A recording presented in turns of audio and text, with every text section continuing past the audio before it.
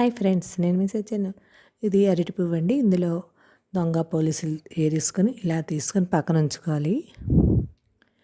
దీంతో పోలీసులు దొంగలతో ఏదో చేసానండి, ఒక ఫ్రై చేసాను, ఆల్రెడీ పెట్టాను. మీరు ట్రై చేయండి. మనకు ఎంత కావాలో అంత చేసుకొని ఉన్నది పక్కన పెట్టుకోండి. ముందుగా ఈ ఒలిచేసిన పువ్వుని ఇలా గ్రైండ్ చేసుకోండి. బాగా నీళ్ళు వేయకుండా మామూలుగా గ్రైండ్ చేసుకోండి, ఎందుకంటే అప్పుడు ముద్దలాగా అయిపోదు. ఇలా మనం కచ్చాబచ్చగా గ్రైండ్ చేసుకోవాలి. చేసుకొని కొద్దిగా నీళ్ళు వేసుకొని ఇలా కడిగేసుకొని బాగా కడిగేసుకొని పక్కన పెట్టుకోండి.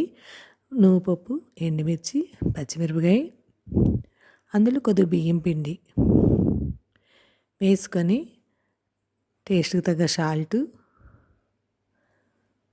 ఒకసారి మిక్సీ చేసుకోండి. ఇలా నీళ్ళు వేసుకొని మిక్సీ చేసుకొని పక్కన పెట్టుకోండి. ఇది తాలింపు పెట్టుకోండి. వడియాలండి అవి, ఆవాలు, మినపప్పు తాలింపు పెట్టుకోండి. ముందుగా మినప వడియాలు ఉంటాయి కదండి, మనకి కూరలో వేసుకుంటే మినప వడియాలు, అవి వేయించేసుకొని పక్కన పెట్టుకోండి. అందులోనే ఆవాలు, మినపప్పు తాలింపు పెట్టుకొని అందులో ఉల్లిపాయ ముక్కలు, ఎండుమిర్చి, కరివేపాకు వేసుకొని వేయించుకొని మనం కడిగిన ఇది అరటిపువ్వు ఉంది కదండి, అది గట్టిగా పిండేసుకొని ఇందులో వేసుకొని వేయించుకోవాలి.